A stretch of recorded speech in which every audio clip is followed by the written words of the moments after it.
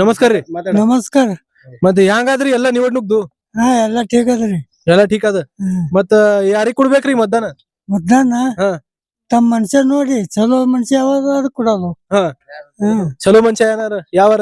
ಯಾರನ್ನ ಮಹೇಶ್ ದಾದ ಮಹೇಶ್ ದಾದಾನಿ ಕೆಲ್ಸ ಮಾಡ್ಯಾನವ. ಹಾ ಕೆಲ್ಸ ಮಾಡಿ ಅಂದೆ ಕೊಡ್ತಾರಲ್ಲ, ಕೆಲ್ಸ ಮಾಡ್ಲಿ ಯಾರು ಕೊಡ್ತಾರ? ಬರೋಬರ ಅದ.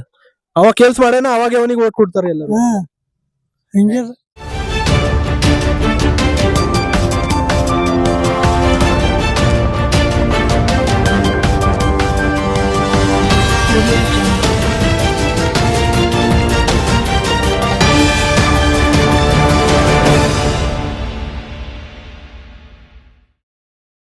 नमस्ते, सत श्री अकाल और अस्सलाम वालेकुम। मैं आपका दोस्त बादशाह रियाज पाटिल आप सभी लोगों का स्वागत करता हूं एक और नए और बेहतरीन न्यूज रिपोर्ट में। तो अभी जो अपन जो है आ चुके हैं शिरपनहल्ली गांव में। बहुत ही खूबसूरती के साथ जो है पूरे महाराष्ट्र में जिला परिषद और पंचायत समिति निवडणुकों का जो है पूरा सिलसिला शुरू है। बहुत ही शानदार जो है रिस्पांस हमें अलग अलग गांव में देखने के लिए मिल रहा है। अभी तक जो है अपन लिंबी चिंचोड़ी, रामपुर और करदेहड़ी के बाद जो है अभी शिरपनहल्ली यानी अभी चौथे गाँव में आ चुके हैं अपने। यहाँ से जो अपने को धोत्री को जाना है, तो बहुत ही शानदार जो है उत्साह शिरपनहल्ली गांव के लोगों में देखने के लिए मिल रहा है। शहीद का गांव है ये, शहीदों का गांव है, हुतात्माओं का गांव है ये। तो एक एक करके जो है शहीद नामदेव काशिद जी का जो है ये गांव है। तो बहुत ही शानदार जो है इस गांव का माहौल रहता है हर साल। और पूरा जो है देखेंगे, बोलते हैं कि लोगों का मत क्या है इस पूरे इलेक्शन के बारे में। पूरा जो है उनका पूरा सर्वे करेंगे और जानने की कोशिश करेंगे यहाँ पर हवा किस। बहुत ही खूबसूरती के साथ जो है पूरा सर्वे शुरू है अपना। अभी अपन जो है शिरपनहल्ली गांव में आ चुके हैं, शहीद का गांव है ये। तो बहुत ही शानदार जो है शांतिमय वातावरण शिरपनहल्ली गांव में देखने के लिए मिल रहा है। तर नमस्कार साहेब. नमस्कार. आपलं नाव? महेश पाटील. मग पाटील साहेब, कसं चाललंय वातावरण, कसं गाव? सगळं व्यवस्थित आहे, काय तक्रार नाही, काय नाही. सगळं वन वे महेश दादांना चाललंय. महेश दादाला बीजेपी ह्याच्या मागचं कारण काय म्हणतो तुम्ही? बीजेपीलाच काम आहे तसं.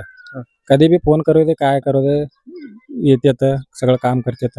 आपल्या देवासाठी सगळं लहान पोरग जातं त्यांच्याकडे काम करून देते. काम चांगलं आहे त्यांचं. महेश दादांनी तुमच्या गावासाठी काय केलेलं काम सांगू शकता का?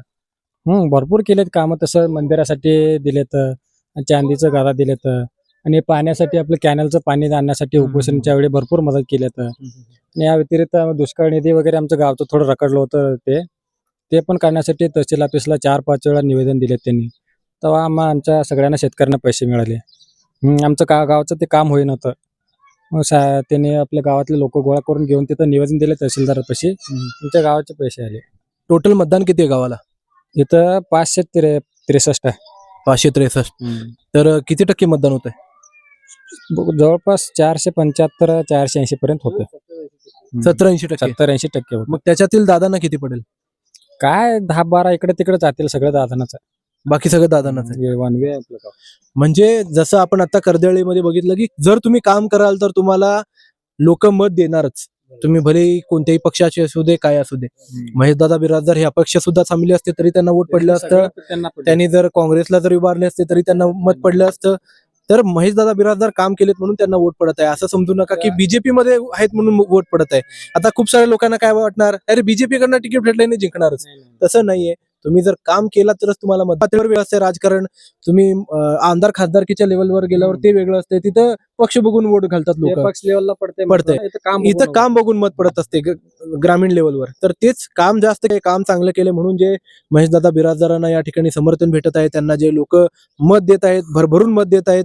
करदेहळीमध्ये असू दे, रामपूरमध्ये असू दे, आणि आता शिरपनहल्ली गावामध्ये सुद्धा तेच आपल्याला वातावरण बघायला. शिरपनहल्ली गावातील विविध नागरिकांशी, गावकऱ्यांशी आपण या ठिकाणी वार्तालाप करत आहोत आणि त्यांचे मत या पूर्ण निवडणुकांबद्दल जाणून घेण्याचा प्रयत्न चालू आहे आपलं. तर नमस्कार साहेब. नमस्कार. आपलं नाव? मंत्रेश पाटील. पाठायपूरमध्ये वातावरण काम मतदान देणार ह्याच्या कारण त्यांना अजून कुठलं पद नाही, तरी एवढं काम केलं तरी लोक सगळं त्यांनाच मतदान देत आहेत. मग नाव भारी आहे तुमचं मंत्रेश. काय राजनीतीमध्ये का नाही? मग हे आडनाव परंतु नाव भारी आहे, परंतु मंत्रेश म्हणल्यावर मी पहिल्यांदा ऐकलो हे नाव. तर गावामध्ये वातावरण कसं आहे, म्हणजे कोणतं पण असं आता निवडणुकीमध्ये कोणत्या पण गावात, आता कुंभारीमध्ये गेलं, धोत्रीमध्ये गेलं, तर तिथं जरा रामपूरमध्ये थोडं जरा चुरशीचं वातावरण असते, जरा गरम असतं वातावरण निवडणुकीमुळे. तुमच्या गावात तसं वाटत नाही, तसं का? म्हणजे जरा असं भांडण होईल असं वाटते थोडं त्या गावामध्ये गेल्यानंतर, परंतु इथं आल्यानंतर सगळं शांत वाटत आहे. शांत वातावरण. त्याच्या मागचं कारण काय म्हणता तुम्ही? इथं कसं मतदार सगळं सुज्ञ आहेत. हम्म. त्यामुळं सुज्ञ मतदार असल्यामुळं कोणाला करायचं काय त्यांना सगळं माहित माहिती आहे. हा, त्यामुळं तक्राराचा विषयच येत नाही आमच्या गावात, कधी भांडणच होत नाही. पहिल्यापासून सगळे गाव एक होऊन विकासाला मत द्यायचं म्हणते, तर चांगला माणूस बघून मतदान करतात. त्यामुळं तक्रार बिक्रार कोण असं नसतं इथं आपल्या गावात. तर खूपच सुंदररित्या जे आहे चालू आहे आपलं शिरपनळी गावामधलं लोकांसोबत बोलायचं. आता इथून जे आहे परत आपल्याला धोत्रे गावाला जायचंय. बघूया अजून कोण बोलते का, आपलं मत मांडते का या पूर्ण निवडणुकींबद्दल. चला.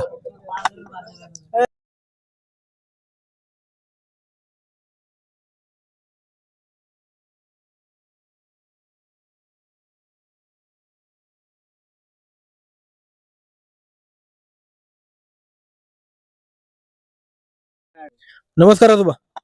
ನಮಸ್ಕಾರ ರೀ. ನಮಸ್ಕಾರ. ಮತ್ತೆ ಹೆಂಗಾದ್ರಿ ಎಲ್ಲ ನಿವಡ್ಣುಕ್ದು? ಹಾ ಎಲ್ಲ ಠೀಕ್ ಅದ್ರಿ. ಎಲ್ಲ ಠೀಕ್ ಅದ.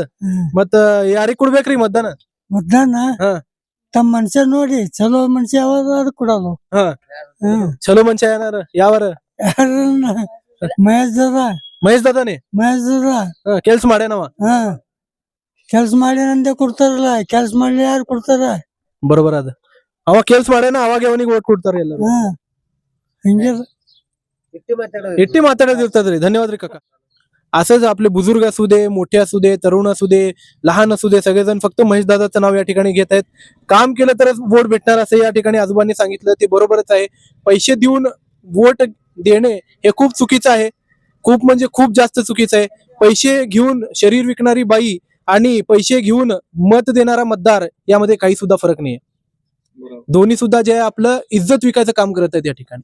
त्या दोघांनाही काही किंमत नाही. लोकशाहीमध्ये पण किंमत नाही आणि खाजगी जीवनामध्ये पण काही किंमत नाही. तर पैसे घेऊन वोट देऊ नका. आज तुम्ही पैसे देऊन वोट द्याल, परंतु नंतर त्या पैशामुळे जर चुकीचा माणूस निवडून आला तर उद्या तुम्हालाच त्याचा त्रास होणार आहे. तुमचे 500 रुपयामुळे या ठिकाणी हजारो कोटी रुपयांचा घोटाळा होतो. हजारो कोटी रुपयांचं तिथं काय म्हणतो नुकसान होते लोकांचं. आपल्या देशाचं नुकसान होते, ग्रामस्थांचं नुकसान होते, गावाचं नुकसान होते. तर ही गोष्ट लक्षात ठेवा. पैसे घेऊन कधीही मतदान देऊ नका. कामाला बघून मतदान द्या. या ठिकाणी ज्येष्ठ नागरिकांनी खूप सुंदर गोष्ट सांगितली. तर चला बघूया अजून कोण बोलतंय का या गावामध्ये आणि नंतर धोत्रे गाव. तो फिर चलो भाई, बहुत ही खूबसूरती के साथ शिरपनहल्ली गांव में जो है पूरा अपना कवरेज हुआ. यहाँ पर ज़्यादातर पब्लिक नहीं रहने की वजह से जो है उतना अपने को यहाँ पर ये नहीं मिलते, क्या बोलते हो, इंटरव्यूज़ वगैरह नहीं मिलते. लेकिन पूरा जो वातावरण यहाँ भी जो है वन साइड बीजेपी है, वन साइड जो है महेश दादा बिराजदार का है, क्योंकि उनका काम है यहाँ पर बहुत ज़्यादा जो है उन्होंने काम किया है. और जैसा वो नाना बोले कि काम के बलबूते पर हमें यहाँ पर वोट दे रहे, काम करे बोल कुछ हमें जो है वोट दे रहे. तो फिर चलो अभी यहाँ से धोत्रे गाँव को जाएंगे और जा को देखेंगे बोलते धोत्रे गाँव में वातावरण क्या है. तो अगर आपको ये पूरा छोटी सी न्यूज़ रिपोर्ट पसंद आई है तो इसे लाइक करो, ज़्यादा से ज़्यादा लोगों में शेयर करो, कमेंट बॉक्स में अपनी ओपिनियन बताओ और जाने से पहले चैनल को सब्सक्राइब करना मत भूलो. तो फिर तब तक के लिए अलविदा. जय हिंद, जय महाराष्ट्र, धन्यवाद.